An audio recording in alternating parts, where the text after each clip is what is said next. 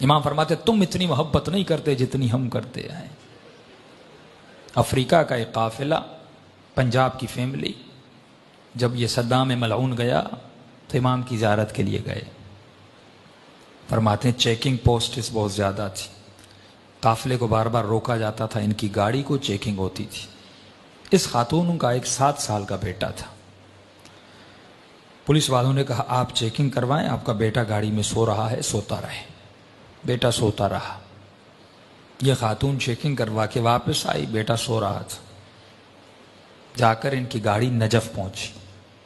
کہتی جب بیٹے کو اٹھانا چاہا تو بیٹا اٹھ نہیں رہا تھا۔ فوری ہاسپٹل لے گئے، ہارٹ بیٹ چیک کی، یہ بچہ مر چکا۔ اس کی ماں بہت روئی، ایک ہی بیٹا۔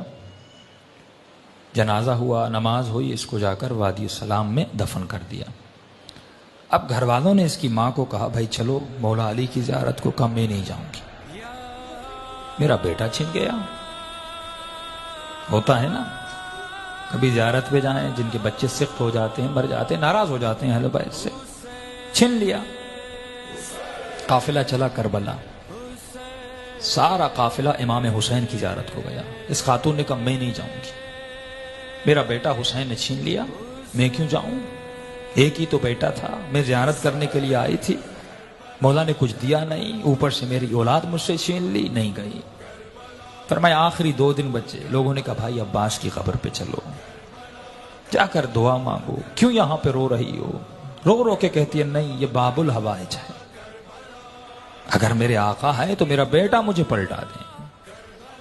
ایک ہی بیٹا تھا عباس نے، وہ میرا بیٹا چھن گیا، اگر ہیں باب الحوائج مجھے میرا بیٹا واپس کر۔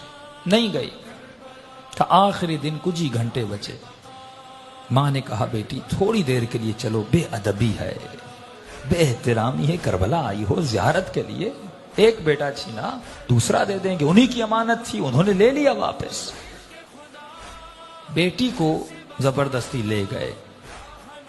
یہ کہتی ہے جیسے میں عباس کی قبر کے کنارے پہ گئی، رو رہی تھی، مولا کی قبر کو دیکھ رہی تھی، اور دلی دل میں یا باب الحوائج یا باب الحوائج۔ کہتی ایک مرتبہ میں نے دیکھا ایک 7 سال کا بچہ اماں اماں کر کے دوڑتا ہوا آ رہا۔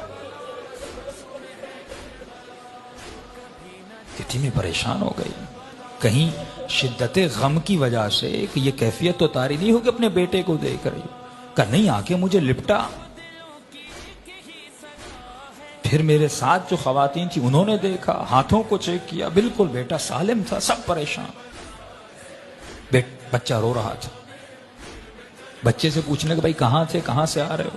کہا میں گاڑی میں سو رہا تھا، جب آنکھ کھلی تو میں نے خود کو لوگوں کی بھیڑ میں پایا، میں رو رو کے اماں اماں کر کے رو رہا تھا۔ چھوٹا سا بچہ، 7 سال کا معصوم بچہ۔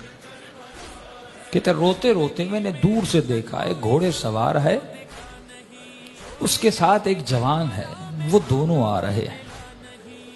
مجھ سے پوچھا بیٹے کس کی تلاش میں ہو؟ کہا میری اماں گم ہو گئی۔ اس گھوڑے سوار نے مجھے کہا کہ بیٹے تو گھوڑے پہ سوار ہو جا۔ یہ بچہ کہتا ہے کہ میں نے اپنے بچپنے میں کہا کہ انکل مجھے ہاتھ دیں، میں گھوڑے پہ بیٹھ جاؤں۔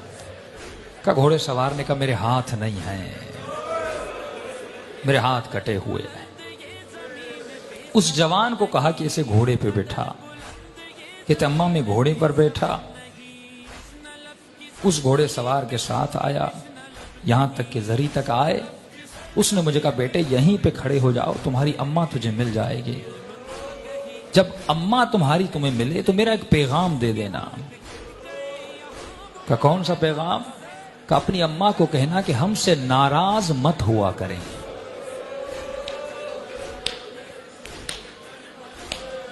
ہم تھوڑی تھوڑی باتوں کے لیے دنیا کی وجہ سے جب اہل بیت کا دل دکھاتے ہیں۔